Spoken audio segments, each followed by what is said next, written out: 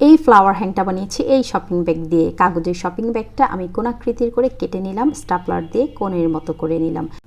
এবার 1 কাপ পানির মধ্যে 1.5 কাপ পরিমাণের মতো জিপসাম দিয়ে দিলাম। এটাকে ভালোভাবে মিক্স করে কাগজের যে কোণটা বানিয়ে রেখেছি বড় কোণটার মধ্যে কিছু জিপসাম ঢেলে দিলাম এবং ছোট কোণটার মধ্যে কিছু মার্বেল দিয়ে দিলাম। এটা যেন ডুবে থাকে, ভেসে না থাকে, এজন্য একটু ওজন দিয়ে দিলাম। বড় কোণটায় আরেকটু জিপসাম ঢেলে নিয়ে আমি ছোট যে মার্বেল ভর্তি সহ ছোট কোণটা ছিল সেটা ঢুকিয়ে দিলাম এবং চারপাশ দিয়ে চামচ দিয়ে আরেকটু ফিল করে দিলাম। এটা ভালোভাবে শুকিয়ে যাওয়ার পরে কাগজগুলো হাত দিয়ে কিন্তু তুললেই এভাবে খুলে আসবে।